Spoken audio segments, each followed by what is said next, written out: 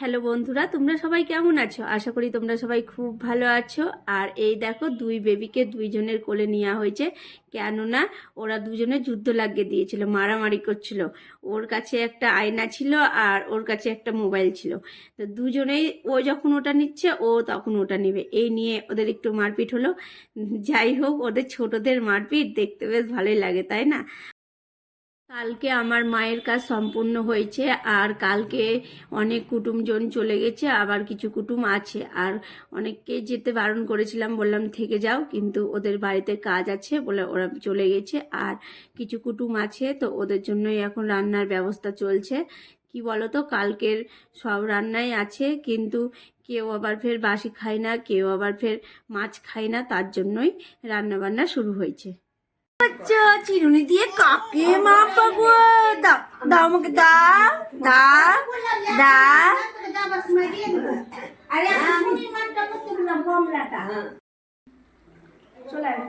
কি রান্না করছিস রে? চিকেন কষা। দেখি চিকেন কষাটা। বাহ, দারুণ কালার এসেছে। হাতটা সরান তো একটু। বাহ, দেখতে তো হেভি হয়েছে, খেতেও মনে হয় দুর্দান্ত হবে। এই যে বড় রাঁধুনি আজকে রান্না করছে। আর এই যে, এটা কিসের ঘন্ট আছে? এটা কে করলো, তোর মা? ও, এটা যে বেগুন, বড়ি, মাছের মাথা দিয়ে সব দিয়ে একটা তরকারি, ওটা জেঠিমা করলো না? আর ও করছে চিকেন। আর কালকের তো সব সবজি বেঁচে গিয়েছে। আর এই দেখো আমাদের ছোট্ট একটা বেবি সিজাপুরি, সিজু, হাই করে দাও সিজু। আর মাম্মাম তো নেই এখন, মাম্মাম এখন ঘুমাচ্ছে, স্নান করে ঘরে আছে। চিকেন কষা খাই রে।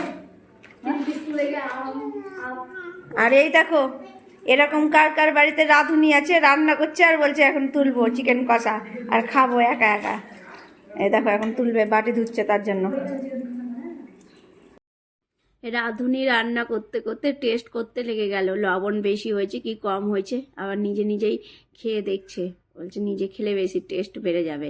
আর এই ঘরেই আজকে রান্না বান্না হচ্ছে, ওভেনে, বড় ওভেনে, তোমরা তো দেখতেই পাচ্ছ। আর রান্নাঘরে কালকে থেকে রান্না হবে, আজকে কুটুম টুটুম আছে, তাই জন্য এই ঘরেই রান্নাটা সেরে নিচ্ছে। এই তো রান্না বান্না হয়ে আসলো। আর এই দেখো, আমি সিজাকে কোলে নিয়েছি। আর ওকে কি আলগা পর নেই জানো, সবার কোলেই আসে, আমাকে দুই একদিন থেকে দেখছে, তাই আমার কোলেও কিন্তু আসছে। আর অন্য একটা বাচ্চা দেখবে কোলে থাকতেই চায় না, মানে কেমন একটা করে না, আলগা পর বুঝে। আর ও কিন্তু সেটা না, সবার কোলেই যাচ্ছে।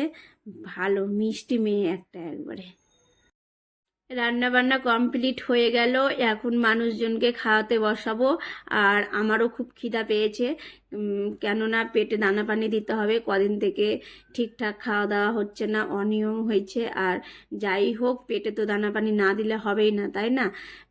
আর কি বলতো, সত্যি কথা বলতে কি, গ্যাস হয়ে যাচ্ছে আমার কিছুদিন থেকে, বুঝতেই পারছি, জিভের তলা জিভ শুকিয়ে যাচ্ছে, তার মানেই গ্যাস হচ্ছে। তো যাই হোক, চলো এখন খাওয়া দাওয়াটা সেরে নিব, আর মানুষজনকেও খাইয়ে নিব। আগে ওরা খাবে, তারপরে আমরা খাবো। যতই হোক আমরা বাড়ির লোকজন, বাইরের মানুষকে না খাইয়ে তো নিজে খেতে বসতে পারে না, তাই না? তো চলো, আজকে আমাদের বাড়ি ম্যাডাম রান্না করছে, তো করুক, আর তোমাদেরকে দেখি কালকের ভোজের কত কিছু বেঁচে গেছে।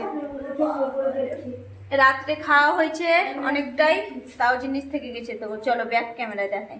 এই দেখো, আজকের মেনু হচ্ছে শাক, লাল শাক, আর এই দেখো মিশানো তরকারি, মাছ, এতগুলো মাছ আছে।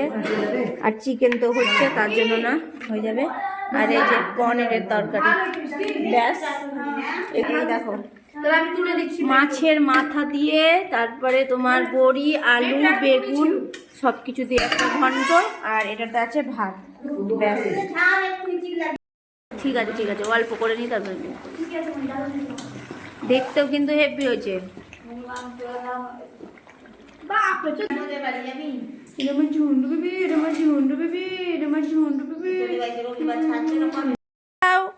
এদিকে আসো, এই যে, এই যে দু বোনে খেলে একসঙ্গে, দুই বোনে খেলে, একজন আয়না নিয়ে নিয়েছে, এই লেগে যাবে।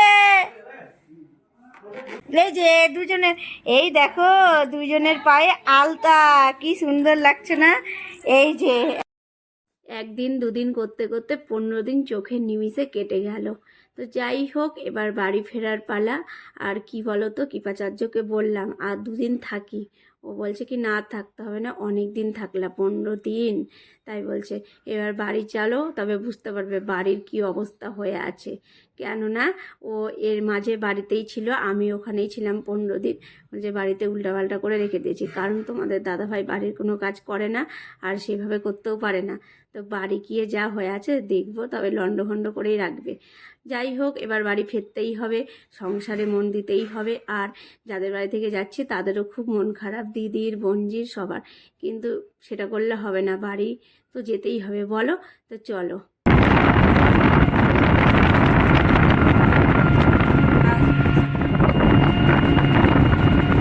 বাড়ি থেকে তো 2:30টার সময়তে বেরিয়ে গেছি, আর আমাদের ট্রেন আছে 4:45-এ।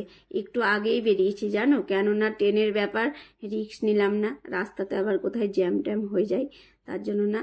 আর ট্রেন আজকে লেট আছে 10-15 মিনিট, তাই অপেক্ষা করছি বসে বসে। আর এই দেখো কত বড় স্টেশন, একদম ফাঁকা, কেননা এখন রোজা চলছে, তাই জন্যই মনে হয় এরকম ফাঁকা। আর অনেক দিন আগে যখন আমি এসেছিলাম এই স্টেশনটা ছোট ছিল, এত বড় ছিল না। দিনের সঙ্গে সঙ্গে পরিবর্তন হতে থাকে, তার জন্য না। তো যাই হোক, ওদের বাড়ি থেকে অনেকক্ষণই বেরানো হয়ে গেছে আমাদের, আর এই জায়গাতে বসে আছি, ট্রেনের জন্য অপেক্ষা করছি। গাছের তলায় বসে আছি, আর দুটো পাখিও বসে আছে জানো, পাখিতে যদি পটি করে দিল মাথাতে, এটা ভাবছি। আর ওপর দিকে তাকাতে লেগে না কিছু কথা মনে পড়ে গেল। কি বলো তো, কদিন আগে কিন্তু তারা দেখে জল খাচ্ছিলাম, তো আবার ভাবছি কি কখন সন্ধ্যা লাগবে, তারা উঠবে, তাই না। আর সব কিছুই রয়ে গেল, সব কিছুই থেকে গেল, কিন্তু একজনকে ছেড়ে দিয়ে চলে আসতে হলো, কারণ ও তো আর নেই পৃথিবীতে, মা। তো যাই হোক বন্ধুরা, এরই মাঝে হাসি কান্না দুঃখ নিয়েই চলতে হবে। সব কিছুই আবার আগের মতো হয়ে যায়, তাই না। কারোর জন্য কোনো কিছুই বসে থাকে না, সময়ও না, ঘড়িও না। তো চলো, আমরা ট্রেনে চেপে গেলাম ফাইনালি। আর এই দেখো হাসছি কেন, তোমার দাদাভাই কি একটা কথা বললো, তাই জন্যে হাসি পেয়ে গেছিলো। আর খুব ঘুম আসছে জানো ট্রেনের মধ্যে, আমার এইরকমই হয়, ট্রেনের যদি চাপি এত ঘুম পাই না, কি বলবো। তো একটা জলও নিলাম, তারপরে একটা ঝালমুড়িও নিলাম, কারণ ঘুমটা কাটানোর জন্য। ঘুম এত আসছে, ট্রেনে চাপলেই খুব ঘুম আসে। জানি না তোমাদের আসে কিনা, কার কার আসে আমাকে জানিয়ে। তো চলো বন্ধুরা, ভিডিওটা আজকের মতো এতটাই। কালকে আবার দেখা হবে নতুন কোনো ভিডিওই। আর তোমরা সব সময় ভালো থেকো, সুস্থ থেকো, আর আমার ভিডিও ভালো লাগলে লাইক করে দিও আর সাবস্ক্রাইব করে দিও। আর এই দেখো আমরা বাড়ি চলে আসলাম, আর 10 মিনিট লাগবে টোটাল।